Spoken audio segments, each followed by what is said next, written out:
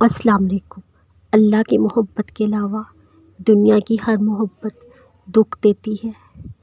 جب اللہ اپنے کسی بندے سے محبت کرتا ہے تو حضرت جبرائیل کو خبر دیتا ہے کہ میں فلاں بندے سے محبت کرتا ہوں، تم بھی اس سے محبت کرو۔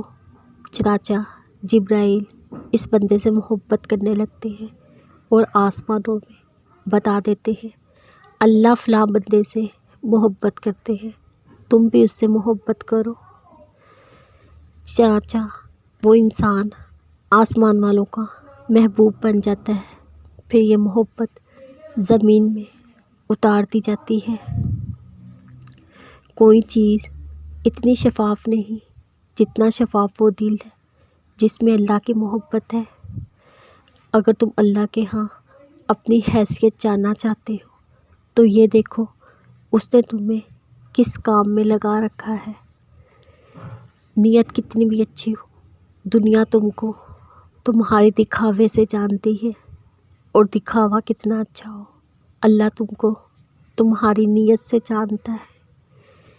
نا امید مت ہونا، رب کی رحمت سے وہ چاہے تو کھلا دیتا ہے پھول صحرا میں۔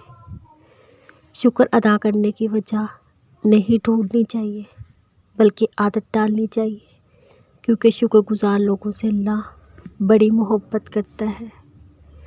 تم یہ کبھی نہیں جان سکتے موت سے کب اور کن شکلوں میں تم تک پہنچائے جاتے ہیں، اس لیے مانگتے رہو، امید کرتے رہو، انتظار کرتے رہو۔ اب بھی تمہیں لگ رہا ہوگا جیسے کوئی چیز تمہیں خوش نہیں کر پائے گی، جیسے اب کبھی بھی زندگی کی طرف دوبارہ لوٹ کر نہیں آؤ گے، مگر یہ حقیقت نہیں ہے۔ تم ایسا اس لیے سوچتے ہو کیونکہ تم ابھی تکلیف میں ہو۔ نعمت کا ملنا آزمائش ہے، تم نے شکر ادا کیا یا ناشکری۔ انسان کا ماضی چاہے کتنا ہی گناہوں سے بھرا ہو کیوں نہ ہو، اس کا مستقبل ابھی بالکل پاک ہے۔ بے شک اللہ رب العزت توبہ کو پسند کرتے ہیں۔